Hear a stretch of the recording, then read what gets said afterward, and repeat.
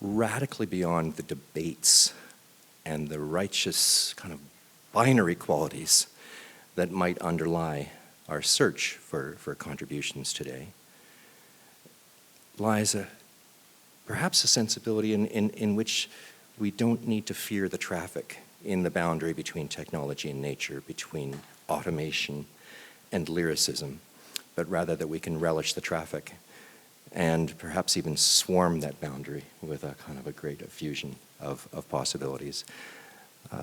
I've only touched rather coarsely on Neil's contributions, but I hope that serves as an act of great pleasure and anticipation. Thank you so much for joining us.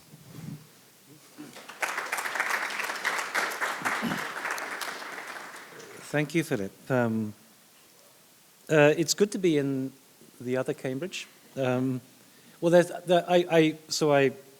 still have a house in Cambridge I bought from Stephen Hawking, which I rent out to PhD students, and then I taught in the other Cambridge, where Lynn was studying, Cambridge, Massachusetts. So it's good to be here in the third Cambridge. I actually live in Venice, the other Venice in California. And just briefly, I haven't put it up on this slide, I should have done, but Digital Futures is out there as a resource for everyone to use. When COVID came, we had been operating in person, and then we thought, well, let's go online, and suddenly it exploded into this platform. And we discovered not only could we break through the physical walls of the classroom, but also we could overcome all the social, political, economic barriers that prevented certain people from having access to education. Education, we believe, shouldn't be a privilege of the wealthy, but rather a universal human right. So there's a lot of stuff that's available for free. If you just go to digitalfutures.international, there is a link to our YouTube channel where we have a lot of stuff on AI, especially if you're interested in how to use it. There are a whole series of tutorials which are probably out of date by now, but regularly we update them. And also, I would say anyone who's interested in theoretical discussion, there is an incredible series called AI, Neuroscience and Architecture, which is part of our doctoral consortium. The idea is that everybody, rather than having individual classes of small students, we can all share a global classroom. And that is an amazing series of debates where the world of AI comes together in the world of, with the world of neuroscience. And I would say right now we are in an astonishing moment, certainly in terms of my career, where all these things are happening all at once. And it kind of reminds me a bit when I first started teaching in the 90s, when we had Derrida and Deleuze in the kind of theoretical framework, and then early CAD and that kind of stuff. And then the kind of Zahas and all this very progressive design all coming together. Now I think we're in the even more extreme moment. And so I'm very excited by it, and I want to kind of share my passion today. So let me begin.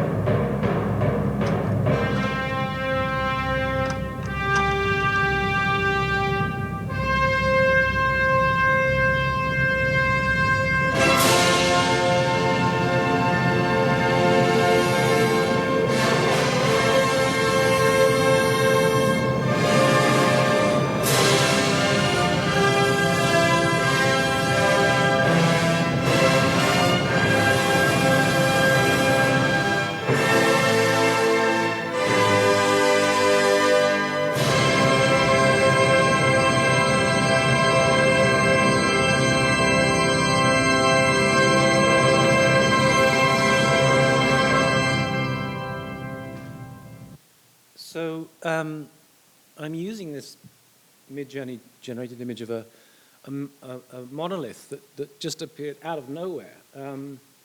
Literally, actually the problem was about a house. And I don't know how many know 2001: A Space Odyssey. I started today mainly for Philip because it has been proved to be such an extraordinary movie. apparently the most popular movie, or most favorite, or the critics' movie of all time.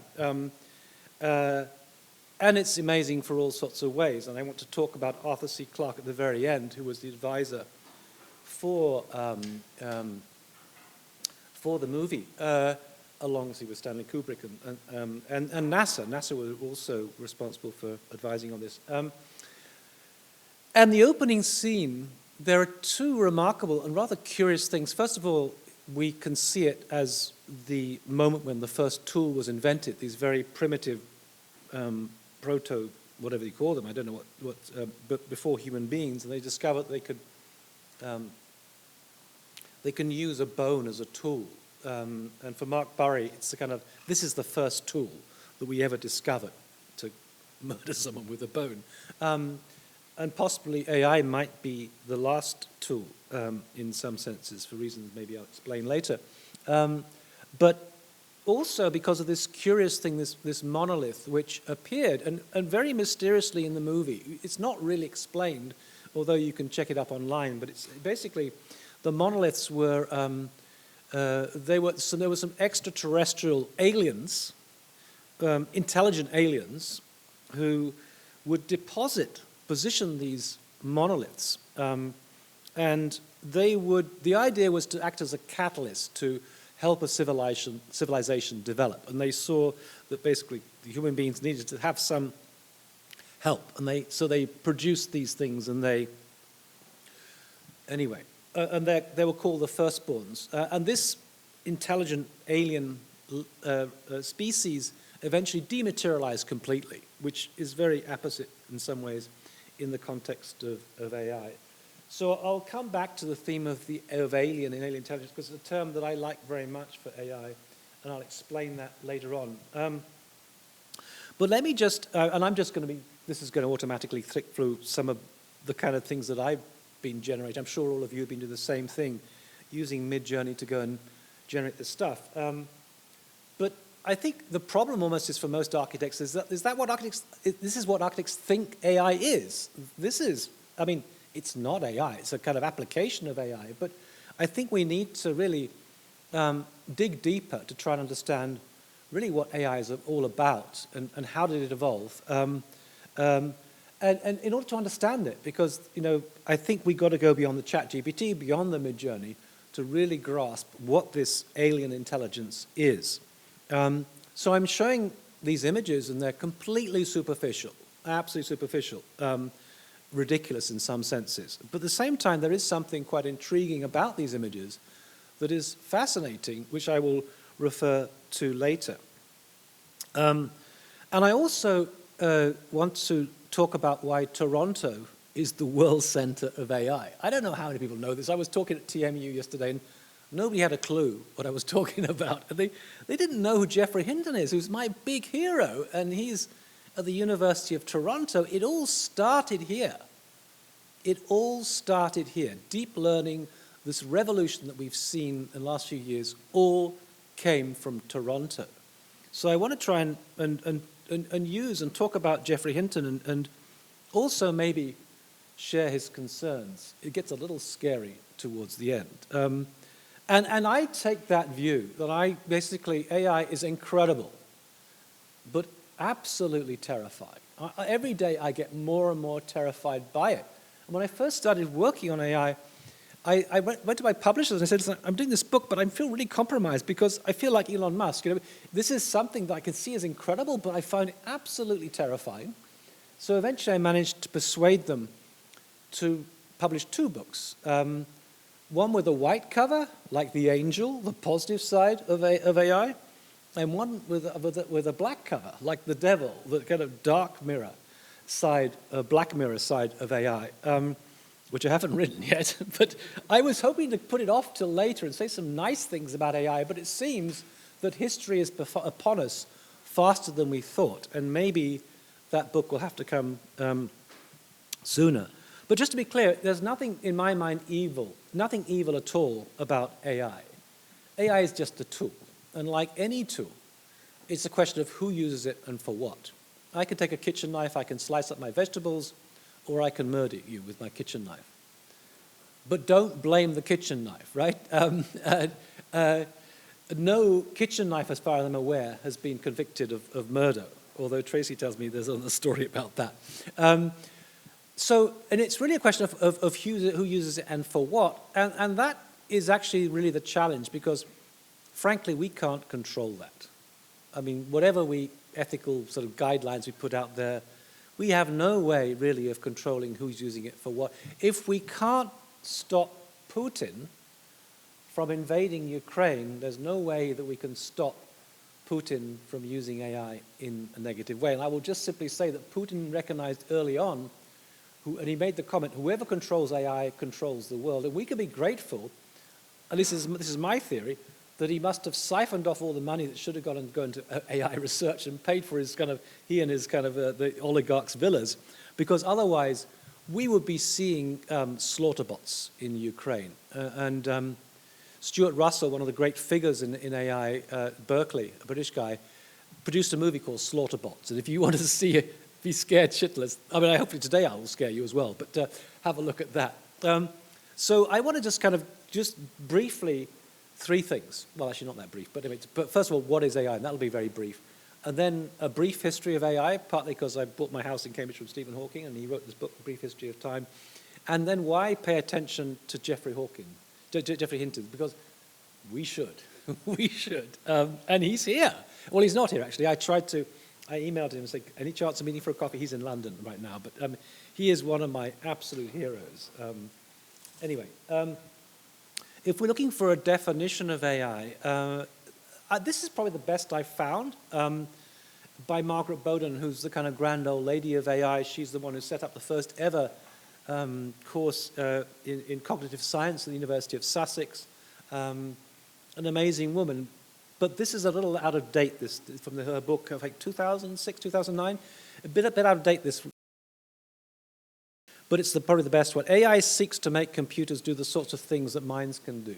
Now, the important thing here is to make the connection with minds, because neural networks, it's all about neural networks these days. Why is it out of date? Well, there are probably two areas where I think it doesn't make much sense anymore. Firstly, there are now actually an increasing number of areas where we simply cannot compete with AI. It's not about making computers do the sorts of things that we can do, because we can't keep up. There's no way we can beat any AI at games of chess or Go anymore.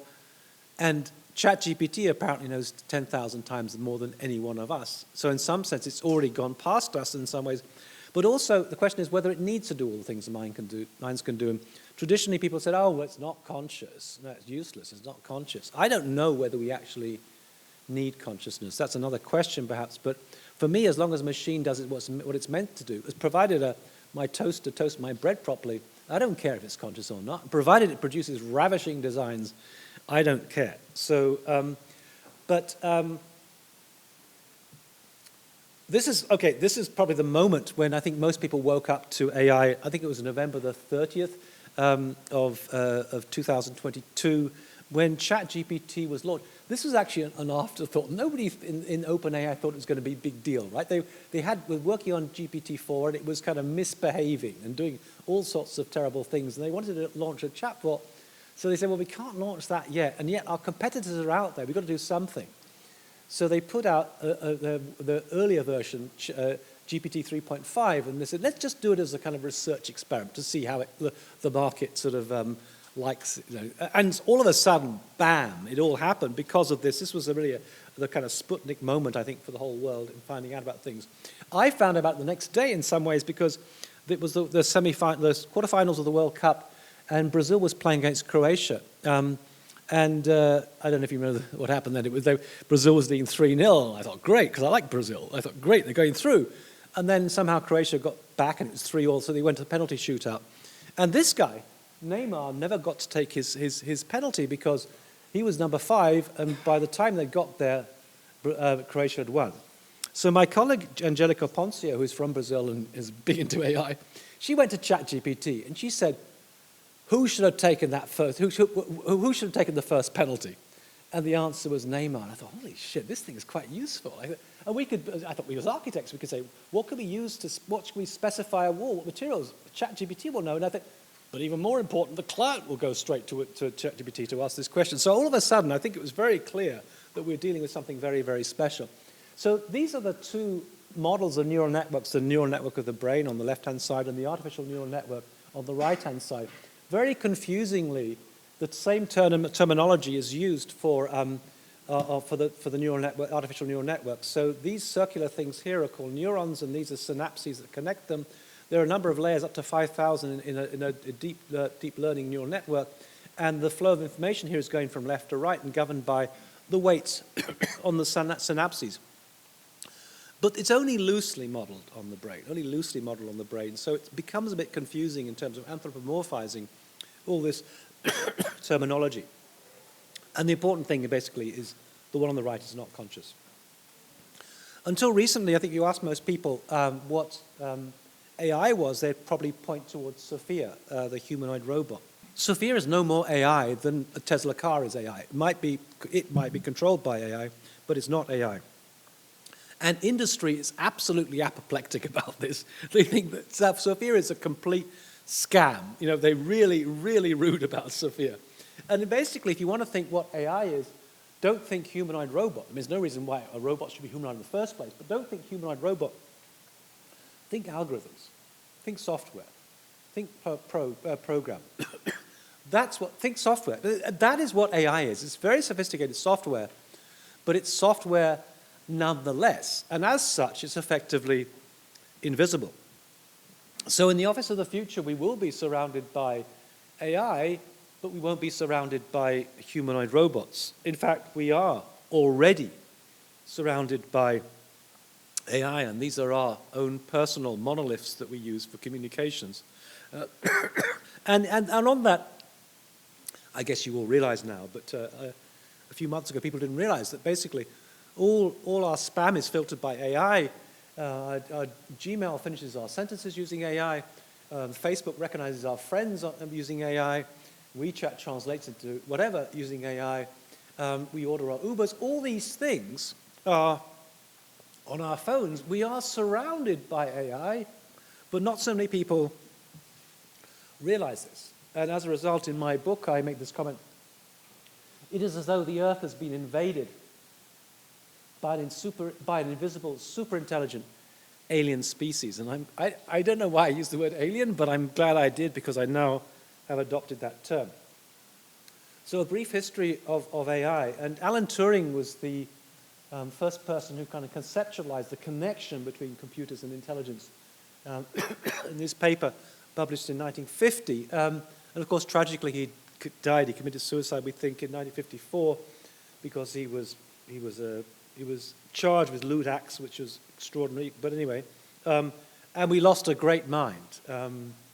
I always think of someone brought up in the UK that actually Alan Turing was the model of the original Doctor Who because he had used, I mean, Doctor Who is not a medical doctor, he's someone with a PhD in science and technology. And he saved the world every week, right? And Alan Turing basically did, by cracking the Enigma code, saves maybe certainly 2 million at least lives by doing that. But I thought, well, okay, but actually nobody found out about Alan Turing because the Official Secrets Act until the 1970s, and Doctor Who started in the 1960s, so maybe he wasn't. But then again, Doctor Who's a Time Lord, so the rules of time don't necessarily apply to him. But the term itself was coined in 1955, when they announced this event in 1956 at Dartmouth College, where all the greatest of the good came together to try and solve the problems of AI. And well, I mean, they were a bit overly optimistic. And John MacArthur, who is seen down here, John McCarthy was the guy who coined the term artificial intelligence. He wasn't very happy with it, but as he put it, we have to call it something. And the problem is it is not artificial, it's synthetic perhaps, and what we're dealing with is intelligence. And the danger is that you kind of use the term artificial intelligence, you kind of anthropomorphize the thing. So it's not a fantastic term, but anyway, we are stuck with it. Now in 2006, the survivors on the bottom right here, and Marvin Minsky's in the center there, got back together for a kind of reunion, 50th reunion of the event. And frankly, there was nothing they could show. AI had been an absolute disappointment. Lots of hype about it, but nothing had really happened. There one of the primary uses they thought was it was during the Cold War, of course, and they wanted to use it to translate Russian and to hear what the Soviets were saying, and it was terrible. Like there was a famous case of they tried to translate the expression "out of sight is out of mind" into Russian and back into English again, and they got "an invisible lunatic." So it really wasn't working. And part of the reason why it wasn't working was because there had been this kind of internecine warfare going on between the different tribes of AI research. And basically, there were 5 of them, but the 2 important ones were symbolic AI, which was dealing with logic, and connectionism, which was dealing with neural networks. And neural networks have been, early on, they'd shown a little bit of promise, but basically Marvin Minsky and Seymour Papert produced a book called Perceptron, trashing neural networks, and basically they were completely out of favor. But there was, however, one individual who, this guy, Geoffrey Hinton, who is an extraordinary guy. He's the great-great-grandson of George Boole of Boolean geometry fame. He's like something like the grandson of the guy who named Everest, or renamed Everest, the mountain. I'm sure it had a name before. And he studied architecture for 2 days at the University of Cambridge. I think those 2 days of trying to work out how to change courses, because he'd actually spent the summer working in an architectural office and realized this is not for me. And when I was talking to some guys at Foster & Partners about this, and they said, he's a smart guy, it took him 2 days. Took us 5 years to realize we shouldn't have done architecture. But anyway, he was the guy who was kind of stubborn as hell, and he was actually interested in the mind. And it was only by working on the mind, he eventually went to do a PhD in Edinburgh, and he developed a kind of a model, an AI-based model to try and model how the mind worked. And that's, he stumbled across this incredible world of neural networks, and so almost by default he went into that way. But he was really interested in the mind, and that makes him interesting for other reasons. Now, and eventually he decides to come across the States. He went to the University of Sussex with Margaret Bowden, first of all. Eventually comes across to the North America, shall we say. And he didn't want to go to MIT because they were all doing this kind of military-funded stuff, so he came to Canada. He came to University of Toronto, and because Canada wanted AI without the strings attached to military whatever. And what happened basically about 1999, GPUs were developed, not initially for computing as such, it was even for the gaming industry, but they realized shortly afterwards they could really supercharge computers, make them much more powerful and much faster. And that's what basically happened. All of a sudden, neural networks started to work, and the top one, really the most, there are other factors as well, but the top one, the vastly greater computing power and better algorithms really made the difference. So this was the birth of what we call deep learning. Deep learning is basically neural networks. And when we talk about AI these days, ChatGPT, Midjourney, we're talking about deep learning neural networks. And you can understand it's basically part of machine learning that's part of artificial intelligence. Think of them like Russian dolls that are kind of nested inside each other. And this is, well, the moment really this is the kind of moment really when people found out that they were really working, was 2012. And we all have facial recognition on our cameras now, it's nothing special. But in 2012, we didn't. It was actually a long way away. Image recognition was a long way away. And they were holding a competition each year, ImageNet competition. And Geoffrey Hinton and his team came along with their AlexNet, where they were using neural networks. And you've got to understand this was like a total obsolete technology. It's like a steam engine or something, really obsolete technology. Nobody gave it any chance. But they wiped the floor. They absolutely wiped the floor. And Fei-Fei Li, who has recently published an autobiography, describes this moment, which maybe she's exaggerating, I don't know. And she says it was like the world's speed record being beaten by 100 miles an hour by someone in a Honda Civic. Maybe that's an extreme exaggeration, but it was a sensation. All of a sudden, overnight, people say, oh yes, those neural networks, I always thought they were fantastic, right? They all converted to neural networks. So and because of that, basically, this was Geoffrey Hinton as well. And then what you also can find out is that if you can use a neural network to go from left to right to understand understand it's a bird in only 99%, it's never 100% sure, it's always 99% sure, but you can do it in reverse. You can invert the network, which then lead to this kind of very trippy results that came out called Deep Dream, that Alex Morvenset, an engineer from Google, started playing around with, and this was a sensation too. People thought, wow, this is going to produce images, and the first ever exhibition of AI-generated art was based on this. But it's totally trippy, partly because it's pose invariant. The computer's lost information about where to position each of these things. But then, again in Canada, you guys are responsible for everything, right? In Montreal this time, there was a guy called Ian Goodfellow who was out at a pub one evening, and he was working on his PhD, obviously, on AI, and he devised the notion of the GAN, the Generative Adversarial Network, which was the next step in terms of what you could do, and this produced much better results. And what you had basically were two different networks, neural networks, a generator that was generating stuff from random noise and producing images, and then a discriminator that was judging this against a training set and rejecting it if it wasn't good enough. It's a bit like somebody producing a fake Van Gogh and an art critic saying, no, that's not a Van Gogh, and whatever. And eventually, over time, the generator is trained to produce much better images, and eventually we find this kind of thing trained on Hollywood models.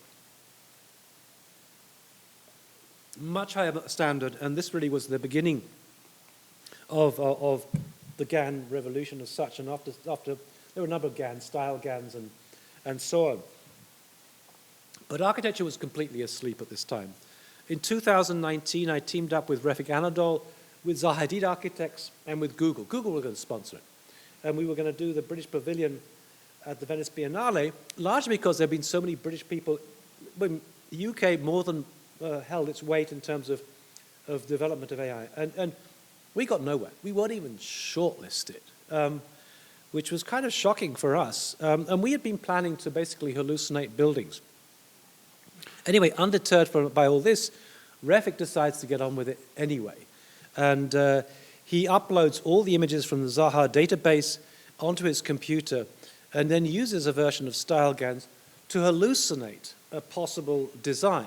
And even though Zaha tragically was no longer with us, you can still use these things to kind of begin to generate something that maybe possibly looks like something Zaha might or might not have designed. And so this, effectively, 2019, was, I think, the first image of a GAN-generated design, shall we say, architectural design, that came out, and that was the image that I used on the front cover of my book, which came out December the 16th, 2021, during COVID, so there was no book launch. And that was the first of a whole bunch of, all of a sudden, there was a whole bunch of books about AI and architecture. And that's the white cover one.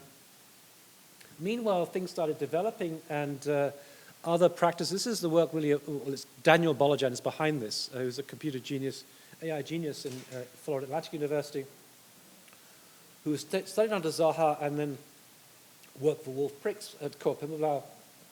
And this project's called Deep Himmelblau. And this is kind of use of cycle GANs. It's the next kind of version, two unpaired data sets. In this case, the work of Corp Himmelblau and geological formations, and they gradually begin to breed things. So it's no longer an interpolation of just remaining within a fixed data set. You can start opening up and extrapolating and breeding things. And that really was, I mean, despite its glitches, you can see it's not at all perfect, right? And it was hard work. It took hours to train, days to train, and it wasn't very high resolution. That was the state of the art in 2021-22, and we put it on the front cover of the AD, RIP AD, because it's no longer with us. Machine hallucinations. But then something else happened. Around, like it was April, OpenAI launched DALL-E 2. Nobody had access to it apart from a few AI artists. And what was the start? This is a different thing. This is called diffusion model, whereby you don't spend hours and training a model because there's a massive pre-trained model that's been used. And you haven't got to be a computer expert. Anyone can do it. And it can produce much better resolution. And it's so much easier. And this was really a kind of revolution in many ways. And what you do is using, as you all know, right, text to image. We're using use prompts, and you become a prompt engineer. And this was a a very early version. And I think a lot of people think somehow that AI copies. It does not copy. It doesn't copy at all. What it does is searches and synthesizes. So, for example, in this case, there's probably never been a photograph of an astronaut on a horse, but it can take, it knows what horses are, it knows what astronauts are, and it can interpolate and produce this extraordinary image of an astronaut on a horse. Now, I was talking about these things at the AA, the DRL, in May of that year, and saying, when is this kind of Sputnik moment? I'll explain the Sputnik moment in a moment. When's it going to happen for architecture? When are we going to finally wake up to this kind of world? It's out there, and why aren't we engaging with it? And Patrick Schumacher was in the audience, and he said, well, it's already happened. He said, we're engaging with Refik Anadol, who had access to this tool before it had been released, and we're doing all these things. And you can see automatically, immediately you can see there's a much better, the image is coming out here. It almost begins to look three-dimensional. It's got much greater sense of materiality. And this was all the stuff I was showing you before was basically based on that. Now, I mean, even though this is completely different to the GAN, I still think this model actually explains what's happening here, because I was telling Tracy and Philip in the car over here, I mean, it's Tracy's theory actually, I think human beings are really good discriminators. We really can tell immediately. You sip a cocktail, immediately. You know whether you like it or not. You smell its perfume, immediately. You know if you like it or not. Same with an image or a design and so on, immediately. We're very good at that. But I think we're useless generators. We like to think we're creative. We're not, we're useless. And what you're getting with these tools, it becomes a prosthesis, because it can generate so many more options you wouldn't have thought about. And that's where it's kind of, it's becoming this so useful tool. That's how it's reinforcing what we do. And of course, alongside this, is this going to work? Okay. There are also these surrogate models like infrared by the Austrian Institute of Architecture, where they're looking at performance questions. And this, I think, is going to be, in the end, the key question: performance and not just images. And alongside that, you've also got some other tools. They're kind of basic. I'm not sure you would call them AI, but topological optimization tools such as Amoeba, which can do generate morphogenetically generate structures. But I think in the future, we're likely to see huge developments in this particular area, and so on, acoustically and whatever else. All these different things.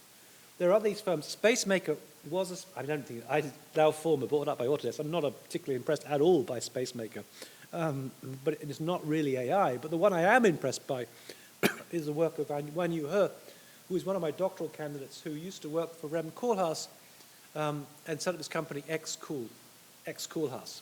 And she was so frustrated by working for Rem Koolhaas, because they were working in OMA in Rotterdam Festival, but then in Hong Kong, and they were sitting in an office high above Lan Kwai Fong, and everyone else was having fun downstairs, and they were working till 2 in the morning and working all weekend. And she basically said, I'm not going to do this anymore. We've got to find a better way of doing this, because they were wasting time. You were doing drawings, throwing them away, doing another drawing, and we need to find a way of operating in a much better way. And we need to have data-embedded work, which is really what they're doing right now. And this was the first work they were doing.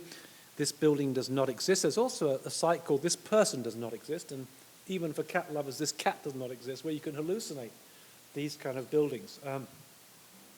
But now it's got much, much, much further than that. And I can't show you anything. All I could say is, because in 2 years' time, and they're not releasing any information because they don't want to show their competitors, in 2 years' time, 2 or 3 years' time, there is going to be an absolute revolution in terms of design, where all that we're doing at the moment is completely reconfigured. It's going to be on one single platform. And instead of having these discrete operations where you do Midjourney, then you do Maya, then you do Rhino, then you do BIM, it's going to be on one single platform. It's going to go from data to fabrication. In fact,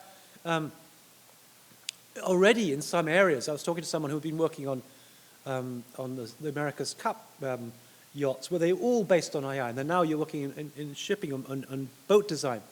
They don't sketch anymore. It's all data-driven. You don't draw anything. It's just data-driven. They do these things. This is the work of Tim Fu, who was with me last night, where you take a bit of crumpled paper. I don't know if you know the Simpsons thing on Frank Gehry, where he crumples this bit of paper. This letter from Madge Simpson.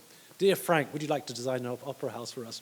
And he screws it up and throws it away. And then he sees this bit of paper on the pavement and says, Frank Gehry, you're a genius, and they kind of build it anyway. But this is Tim Few's version. You can screw this up, and then you can use this as a filter, LookX as a filter, which LookX is the kind of the Western version of XCool. It's a bit like OMA becomes AMO. They turned it round.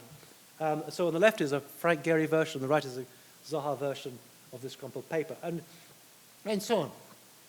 So this is really what's going to happen in the future, and I don't want to get into that too much, but it's not going to be Midjourney. It's going to be something that's going to transform how we operate in a fundamental way. Anyway, I'll skip all that. And data-driven, so we'll go from data to fabrication in this kind of world. I'd also say there's another tradition.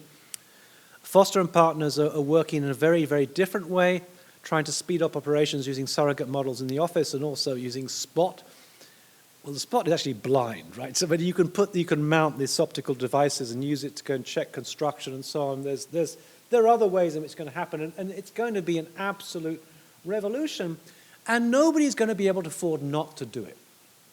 I remember at Cambridge in Dalabor's studio, he banned the computer.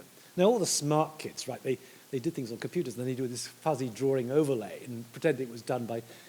And the stupid kids, think, okay, no computers. And of course, they were unemployable. You simply needed to use the computer, and nowadays, you need to use AI. This is the first, I think, where the significant study. It was a very crude graph, but the research was very serious, done by sociologists at MIT and Harvard, just using ChatGPT, and they discovered that there was a 40% quality increase, a 30% improvement in terms of the quantity, and the speed was much, much greater. You can't compete with someone using AI anymore, so we'll have to accept that as part of it. And of course, this is also the danger. People say, oh no, AI it won't replace jobs. No, it'll just be an assistant. Right, okay. If in some cases, I've heard some comments like, one person using AI can achieve as much as 5 people not using AI. I'm not sure that's true. And of course, architecture is full of different tasks, and who knows what they're applying to. But if it is the case, you don't need so many people, that's a bit worrying, right? Anyway, I'm not going to go terrified today, but I think the important thing that we discovered was that, and I know that Philip was the first to bring robotic arms into the School of Architecture in Canada, but we all thought it was the blue-collar workers who were going to be out of job first, right? We thought white-collar workers, no, we're fine. And it's fine if you're in a kind of a controlled environment like a Tesla factory, where everything is totally controlled. Sure, that works well. But as soon as you take it out of control, if I were to dump some Lego bricks on that table there and ask a robotic arm to sort them out and build a wall, it would struggle. I mean, a robotic arm basically has got the motility of a 6-month-old kid. So robots have not actually been advancing very much, but AI has been racing ahead. And now the computer scientists are a bit worried because it's learned how to code, and they all thought they were safe, right? So it's the white-collar workers who are at threat, not to terrify you. Anyway, this is my kind of motto to wrap that section up. What we need to design right now is not another building, but the very future of our profession. So, why pay attention to Geoffrey Hinton? 1997, Ray Kurzweil had predicted that by 2000, the AI would beat the world chess champion. And sure enough, 1997, Garry Kasparov, one of the greatest chess players of all time, took on Deep Blue. And what's interesting about all these histories, every time people say, oh no, AI is not going to win that. No way. Garry Kasparov, he's incredible. Well, Lucy did. He made this comment, we just have to understand that everything we know how to do, machines will eventually do better than us. Now, that's obviously not all at the same time. Chess, forget about it. But maybe other things we're better at for the moment anyway, but eventually. But the real challenge was the game of Go. Partly because Go is, although the moves are straightforward, the complexity of different moves is extraordinary. There are more potential moves in Go than there are atoms in the universe. And if you put together all the computers in the world, you still wouldn't be able to compute using the old-fashioned expert systems like Deep Blue, which was basically just trained on existing chess matches. So they had to involve learning systems, and this is where deep learning came in. And what happened was extraordinary. So LeachAlien was the kind of Garry Kasparov of Go, and we weren't paying attention to this because we don't play Go, but the Asian nations, especially China, Korea, and Japan, they were. And what happened was, there was one particular moment, like one move in Go that changed the world. And it wasn't the only one, but there were a series of slack moves. And this was one particular one. So this comment here, after game 2, yesterday I was surprised, after game 1, but after game 2, but today I am speechless. He was shocked, and the whole world was shocked by this particular move. Move 37 in game 2, which is very unusual because it's on the 5th line, not the 4th or the 3rd is normally the one that happens. And what happened was 100 moves later, these two stones here joined up effectively with that, and it won the game. What was interesting is that nobody could understand what the hell it was doing. They all thought it was a computer glitch. Oh, the computer's done another glitch, of course. So let me just play you the Google commentators. From the Google team was talking about is this kind of evaluation value. That's a very surprising move. I thought it was a mistake. And that's the problem. It was no mistake. And LeachAlien kind of made this comment. AlphaGo showed us that moves humans may have thought are creative were actually conventional. I'm not even sure that creative is a term we can use anymore, but there's something more extraordinary. We couldn't understand what was going on. You know, basically, it's like a dog can smell or hear things way beyond the spectrum of human smell or hearing. Well, this is what's happening. The kind of spectrum of AI intelligence is way beyond us. We couldn't even understand what is happening. Now, if AlphaGo was impressive, AlphaGo 0, the next generation, was even more impressive because, first of all, it beat AlphaGo 100 games to 0, just wiped the floor. Secondly, it trained itself to play Go without knowing the rules of Go. Now, how the hell do you do that? Nobody taught it the rules of Go, and it trained itself to play rules of Go by playing 4.9 million games against itself over 3 days using reinforcement learning. Now, 4.9 million over 3 days, that sounds like a lot. But when you think about it, it really is a lot. It's basically 20 games of Go per second. Now, if this bird is, this is coming, but you have these in California. It's not behaving very well. But anyway, it's, okay, never mind. It's kind of beating its wings. It's a slowed down video. It's beating its wings at, there we are, roughly 3 beats per second. Imagine 7 times that, playing Go. That is mind-blowing. We can't compete with that. And that was the first indication, I think, of the astonishing capabilities of what AI can do. And then these things came along, large language models. This is what we should be talking about, okay? Not Midjourney. Large language models. These are the things that are revolutionizing everything. Well, first of all, the term is not very sexy. Large language model. Secondly, it is a gross understatement. These are not large language models. They are absolutely massive, trained on trillions of bits of information and billions of parameters. These are incredible things. But interestingly enough, they don't actually have much code in them. The code is relatively short. But the size of these things, these multi-agent systems, is causing them to behave in a really, really strange way. And they are beginning to teach themselves things, to understand language, to translate languages, to write code, all this stuff. These are called emergent capabilities. And this is what is terrifying everybody, including Geoffrey Hinton. So that all these, Joshua Bengio is also part of the Toronto team with Jan LeCun and Geoffrey Hinton.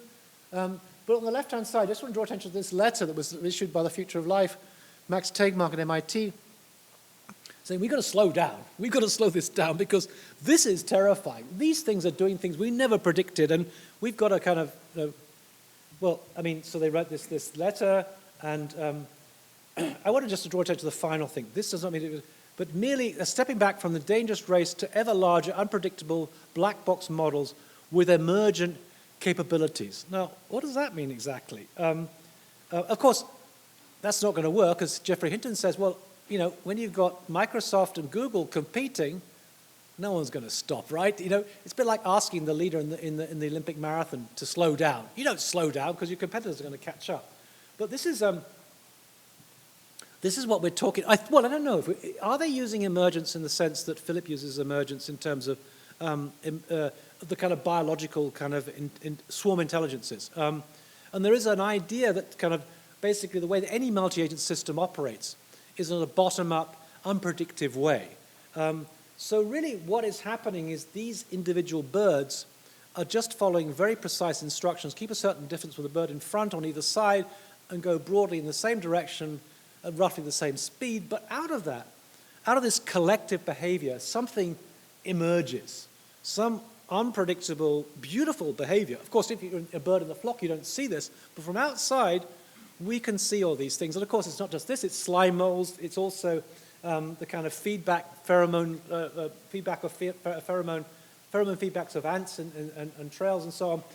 And it may be they're referring to this, it may not be, but this is emergence. This is something unpredictable, and John Holland writes about this, but he can't explain it. I mean, we can observe it, but so far no scientist has been able to explain why this phenomenon happens. But anyway, it's happening, and the bigger the large language model, the more we see evidence of this.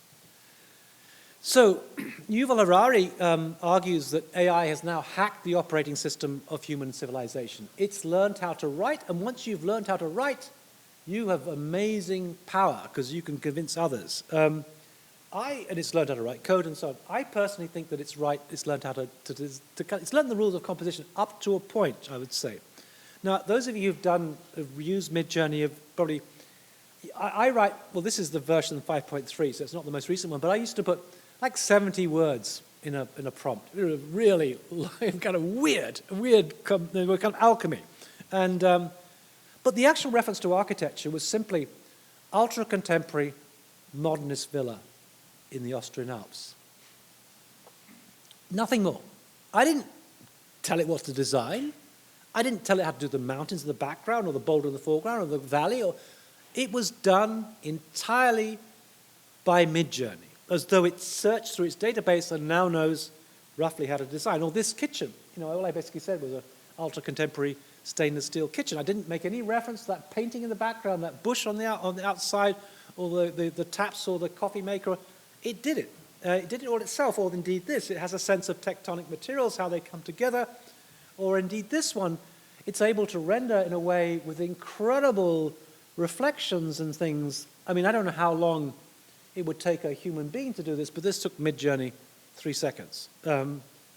So, Geoffrey Hinton now. And you might have heard that he quit from Google in order to speak out about these things. Both alongside being a professor at Toronto, he was also a consultant from Google. And he started getting alarmed. He started getting really alarmed. And this is an interview on Canadian TV, so you might even recognize it, about him talking about why he is so alarmed by this thing that he created. It's basically working much better than any of us thought it would, and all the predictions about the future, they've suddenly come forward. Anyway, here's Geoffrey Hinton. It made me realize that these digital intelligences have something we don't have that makes them much better. When one of them knows something, it can tell all the others. That's what we don't have with people. So imagine you had 10,000 people, and imagine if when one person learned something, everybody knew it.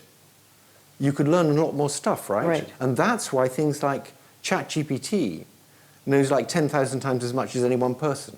It's because when you train it, there's lots of different copies looking at different bits of the data and learning stuff, and they can all combine what they learn instantly with a bandwidth of like trillions of bits.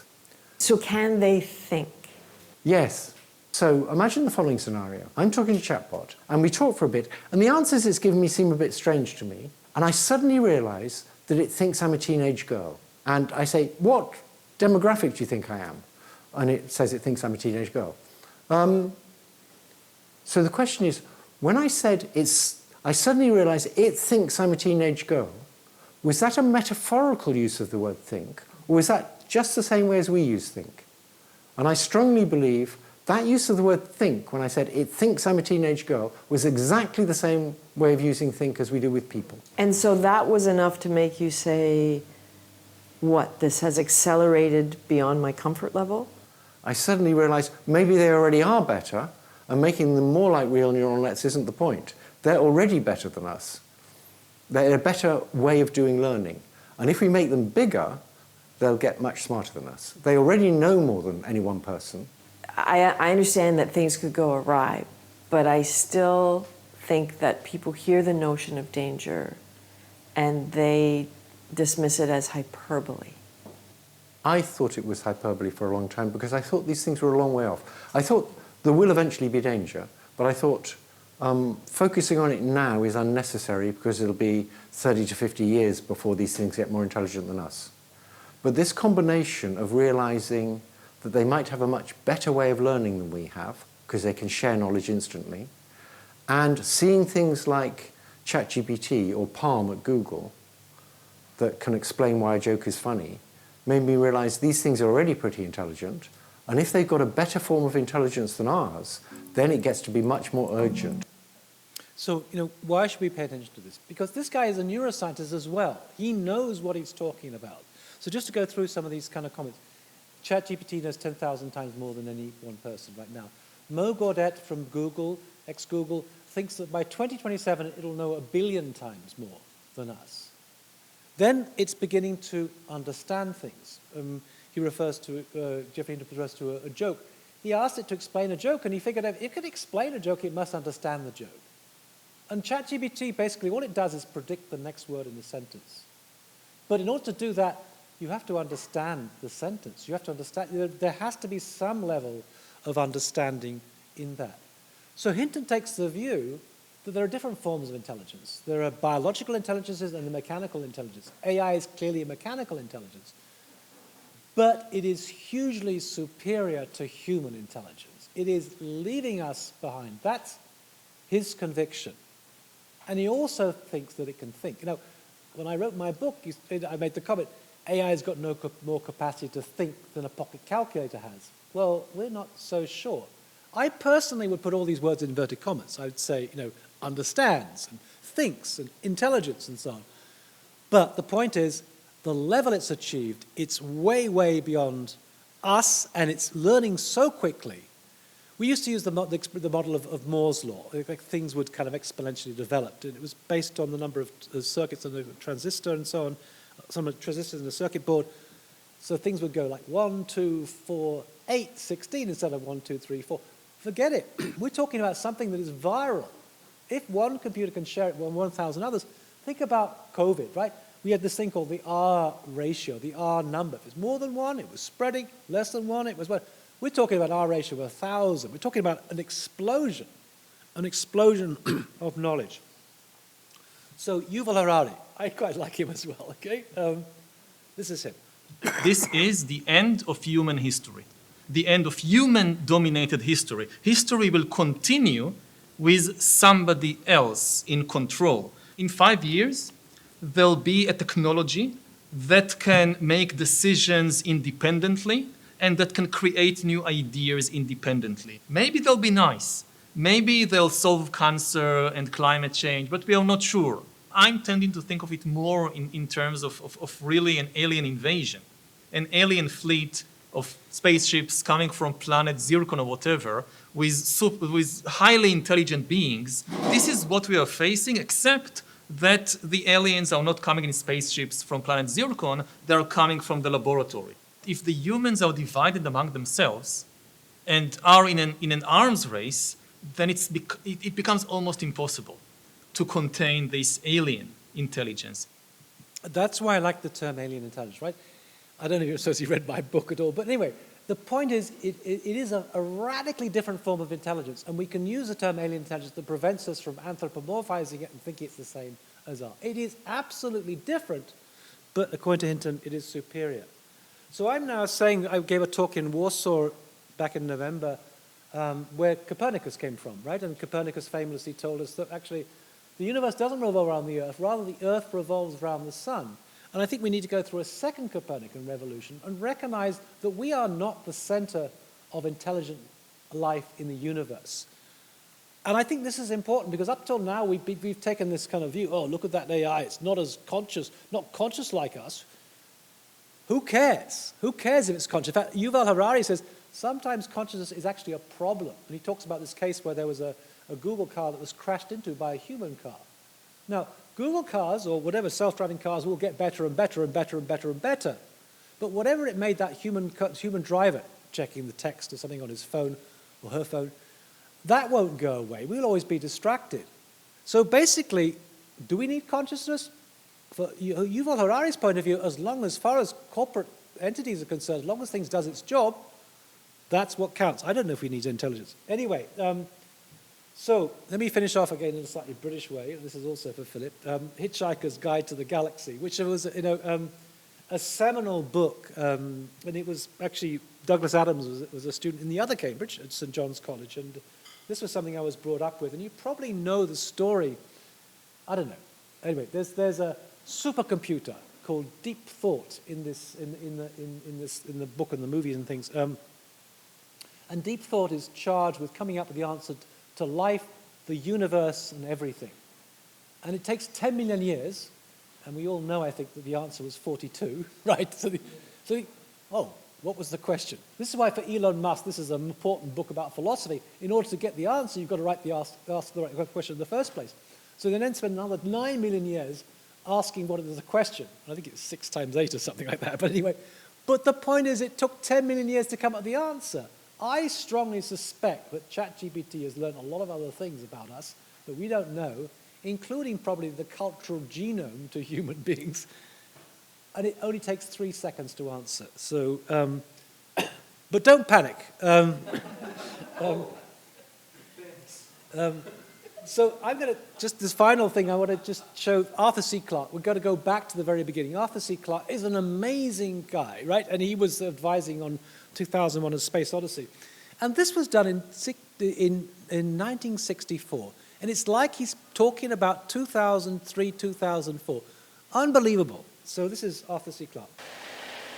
However, the most intelligent inhabitants of that future world won't be men or monkeys.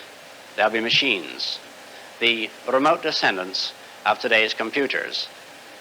Now, the present-day electronic brains are complete morons, but this will not be true in another generation. They will start to think, and eventually they will completely outthink their makers. Is this depressing? I don't see why it should be. We superseded the Cro-Magnon and Neanderthal men, and we presume we're an improvement. I think we should regard it as a privilege to be stepping stones to higher things. I suspect that organic or biological evolution has about come to its end, and we are now at the beginning of inorganic or mechanical evolution, which will be thousands of times swifter. So the message, again, in a very British way, stiff upper lip, keep calm, and carry on. Let me simply say, I don't know if I put it, yes, I have Digital Futures International is where you can find all these tutorials and also these debates about AI and neuroscience that are fascinating. We're going to do a session on OpenAI's Sora Saturday week, tomorrow week. And my Instagram, a lot of people are putting their stuff on Instagram. So if you want to see what's happening, including Tracy, I think, go on Instagram and see what's happening there, because that's the forum where people are posting things. So that's it.